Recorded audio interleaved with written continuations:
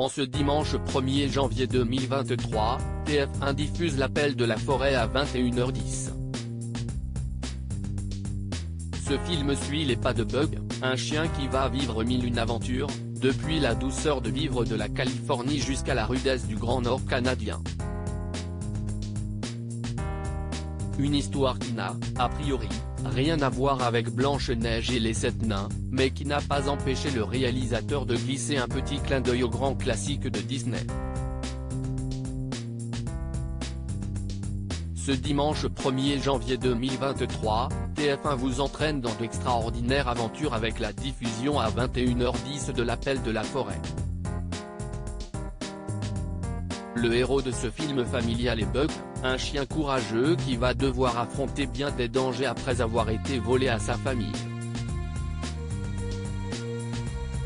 Sur sa route, il va croiser des hommes bienveillants, comme John Thornton, un vieux solitaire au grand cœur tendre incarné par Harrison Ford, que l'on retrouvera bientôt à l'affiche du 5e volet des aventures d'Indiana Jones, ainsi que Perrault, un jeune convoyeur postal interprété par Omar Sy, qui a envoyé paître Harrison Ford sur le tournage du film.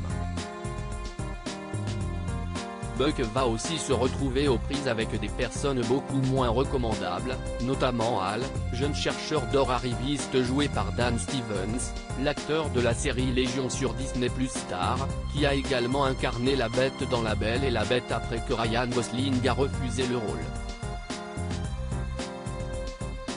Un roman plusieurs fois adapté en film. Si cette version, sortie en 2020 au cinéma, est la dernière en date, elle est loin d'être la première adaptation sur grand écran de ce roman culte écrit par Jack London. En 1935, ce grand classique de la littérature était déjà transposé au cinéma avec Clark Gable, le mythique Rhett Butler du film culte Autant en emporte le vent. En 1972, CST Charlton Heston, le héros des grands classiques du cinéma que sont Ben-Hur et les 10 commandements, qui endosse le rôle de Jack Thornton, avec à ses côtés la comédienne française Michèle Mercier. Plus près de nous, en 1997, CST, un téléfilm avec le regretté Rutger Hauer qui s'est emparé des aventures de Buck avant cette toute dernière version des années 2020.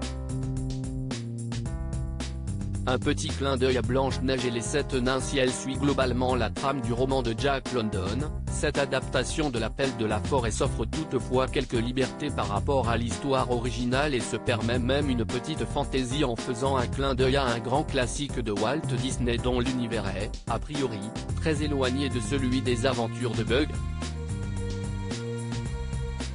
Ce grand classique, CST Blanche-Neige et les 7 nains, le premier film d'animation de tous les temps.